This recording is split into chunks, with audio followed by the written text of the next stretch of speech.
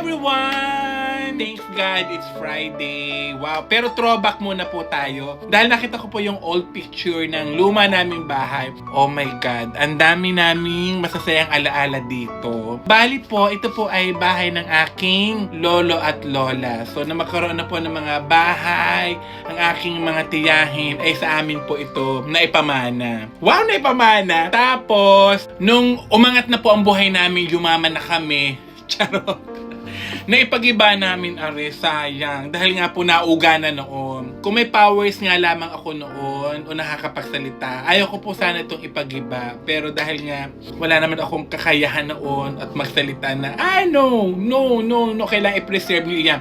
Dahil mahilig po ako sa mga ancestral house. Ayun, naipagiba po ito at nakapagpagawa kami ng bagong bahay. Tapos po yung ibang materials dito sa bahay na iyan, yun din po ang ginamit sa bago naming bahay. Noon, high school po ako noon. Ayan. High school. Hi. Ayan. Tapos po, ano pa ang kwento? Ayan. Ayan, parol na ayan ay project ng kapatid ko, yung sinundan ko. Ayan, project niya sa school. Tapos nung matapos na, ayan, dinala niya na sa amin. Yung bintanang iyan, syempre, hindi na talaga yung original na bintana na iyan. Natatakot po talaga ako dyan dahil wala po yung kandaduhan. Minsan, kinakalangan ng mga dos-por-dos na kahoy. Tapos pag ang inay ay napunta ng Iloilo, syempre wala ang inay.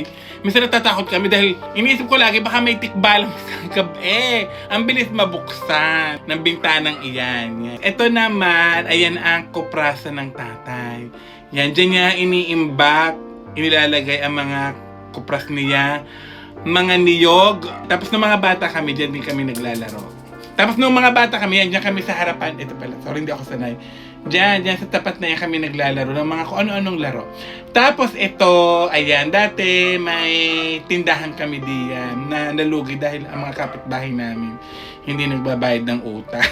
Yan ang pinakasilong namin. Minsan dyan din inilalagay yung mga niyog ng tatay, mga kupras. Basta yung tindahan namin, minsan maglalagay ng tindahan, minsan mawawala. Tapos ito na yung parang balkonahe. Yan, dyan kami nagtatambayan. Yan dyan. Are, mga pinsan ko yan. Tapos are, ano ba tawag, terrace? May hagdan iyan sa pinakalikodan, hagdan. Diyan ako nag-artistahan, yung kunyari kakanta ako, tapos nababa ako. Ito tong hagdan na iyan. Yan, yung hagdan na iyan.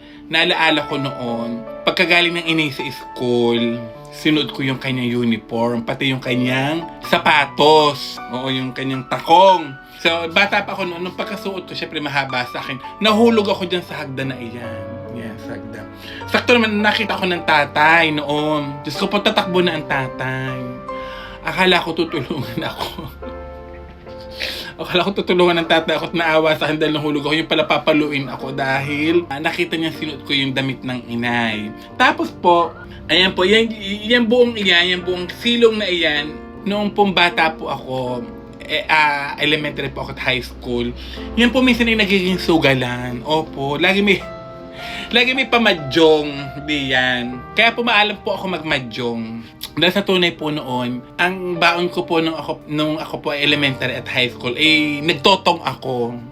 Yes, opo. Kaya magaling ako magmadyong. Pero ngayon po nakalimutan ko na yung madyong. Ayan, lagi po may pamadyong. Minsan ay 2 table, minsan isa. Diyan po sa silong na yan ginagawa. Nagtotong po ako noon diyan. Yung likod na yan, yun naman ang niyugan. Are ang bahay ng aking tiyuhin. Huwag naman papaharap. Pag nalalasing ang aking tiyuhin at ang tatay, yung magkapatid, ay, Diyos ko po, nagbabatuhan ng bintana. Ang problema noon, lugi yung aking tiyuhin dahil ang kanyang bahay noon ay salmina. Ang amin naman ay puro garni pa. Kaya pa nagbabatuhan sila, lagi nababasag yung bintana ng aking tiyuhin. Tapos maya-maya naman ay bati na. Ayun, nakakatuwa talaga. Ito ay lagi namin pinoplorwakan, laging makintab iyan. Ang sarap tumambay din Ang sarap talaga tumambay din sa balkon. Pero wala na akong maalaala na nagkakape ako diyan.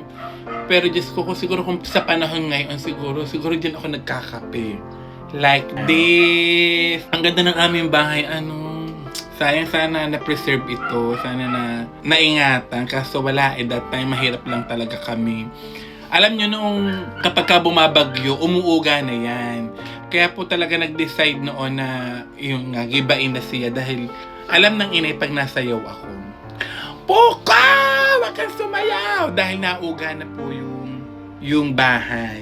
Tapos po, pagka may bagyo po, yan, yung mga gilid na po na yan, yung mga corner, may mga kawayan na po, parang pang sangga.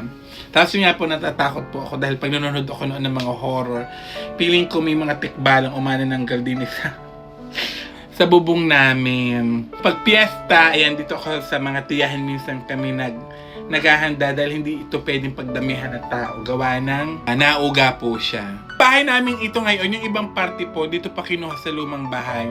Ang tibay ng yero na iyan. Grabe, ba't ngayon ang mga yero, ang bilis mga lawang. Pero yung nung bandang huli na po, ito po talaga, naging tagpi-tagpi na po siya. Dati po talaga mahirap lang kami. Tapos ngayon, eto, mayaman na. Yes. Yes, opo. Yun lang po, yun lang. Anong lesson? Anong lesson ang natutunan nyo sa bidyong ari? Kailangan may lesson. Hindi yung nagkwento lamang ako. Ay, ari nga pala yung ibang semento nito na andini pa. Yung pinakababa, ang tibay ng semento. Bakit kaya gayon? Siguro ang moral lesson, ayun. Minsan talaga in God's perfect time, ayun, mababago din naman ang lahat. Huwag tayong ma-stuck sa buhay na ganito lang tayo. Hindi naman kami mayamang. Kumbaga at least kahit paano, hindi tayo nalugmok doon sa parang sa pababa. Awa naman ng Diyos, kahit paano ay naka-recover naman. May kapatid na ko nasa abroad na. So far naman, bato na yung aming bahay ngayon. Hindi na siya nauuga ngayon. Kumpara dito noon. Ayan, pero Diyos ko kung may pera lang talaga ako that time. Nakakapagsalita pa ako noon. Pina-reserve ko yan dahil ang ganda. Pina-AI ko nga siya. Ayan, pina-AI ko siya. Kung may hamala pala ako, dapat pala laging ganito siya. Oh, ang ganda. Salamat sa nag-AI. Or pwede din garne. Ayan! Oh, nakakatuwa. Pero AI lamang iyan. Sana pala napagawa natin ganyan. Anyway, yun po isang masayang alaala na lang sa akin, sa aming magkakapatid. At yun po, siguro moral lesson na lamang po ay huwag natin isipin na hanggang doon na lang tayo. Basta tayo manalig, magdasal, at sa awa ng Panginoon ay mababago din po ang buhay natin. Pero syempre, laging sasamahan ng dasal, samahan din ng sipag. Ayan, sipag at panalangin. God bless you. That's all. Bye-bye.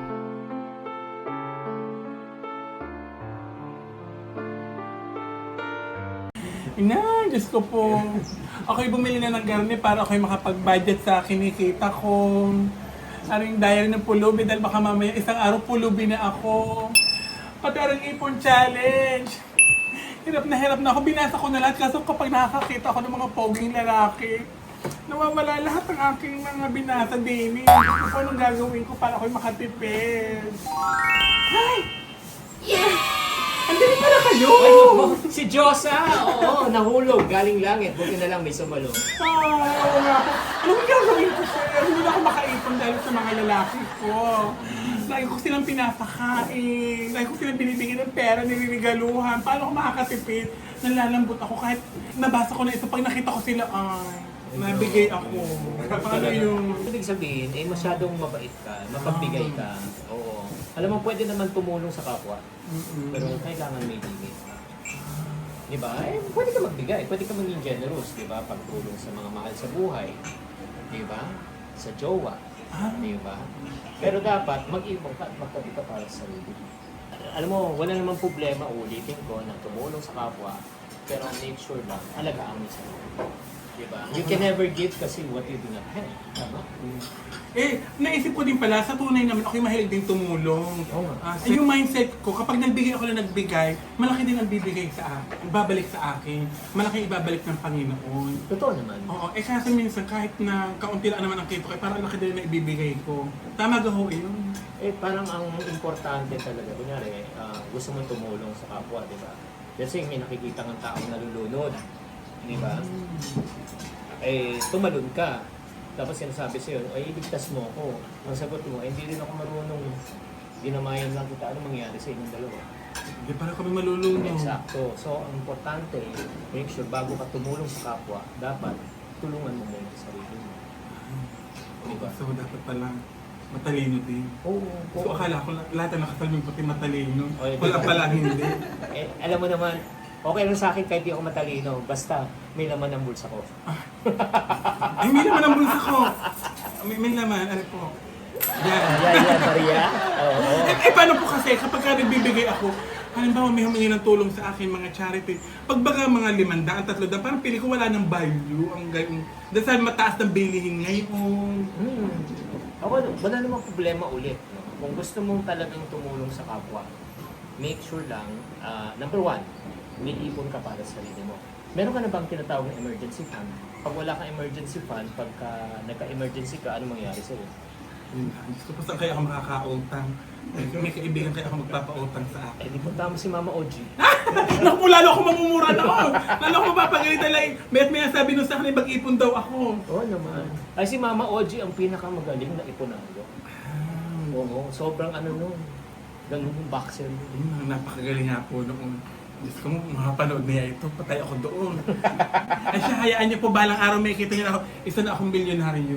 Oo. Mamaya isa na ako sa mga sample ninyo na nagpatotoo na kakapanood ng inyong palabas, mga pagbabasa ng inyong mga article, ay yumaman. Yeah, huling paalala ro siguro. Siguro ang pinakamaganda niyan, gamitin mo yung tinatawag na bawas dagdag method. Ayan, bawas dagdag method. Mm. Ano kaya ayun? Paano po yun? Una, bawasan mo yung mga unnecessary na gastos. Akala ko bawasan yung lalaki. Ayun, pwede na rin yun. Pwede na rin yun. Pwede, Wala mo tayo pwede. magbawas. Magdagdag pa nga daw. Sige, pambawasan yung mga unnecessary. Yes, na gastos. Ayun eh, pagkapos ng budget, wala mo nang kain sa labas. Wala mo nang gala. Okay. Wala mo nang date. Diba? Ganon. Tapos pangalawa, dagdag. Dagdagan mo income mo. Di ba, maliban pa sa ginagawa mo, maghanap ka pa ng iba pang pwedeng pagkakitaan. Di ba? Para madagdagan mo. Diba? Sa mga nakakapanood na rin ha, hindi lang para sa akin, kundi para sa mga kapatid ko na mga, Yeah. Diyos ko, pag may nakikita lalaki, Diyos ko po, nawawala na sa Lumalambot. pag-iipon. Oo. Lumalambot na. Marupok, mga yes! marupok. Marupok. So, kailangan isipin natin ang ating sarili, ang ating future. Yes. Ayan, thank you po. Thank you. na marami. Ay nako, wag niyo kalimutan na sundan natin si Josa. Ang pinakamaganda na nilalalang. Na nahulog galing langit, buti na lang may sumalo. Bye-bye!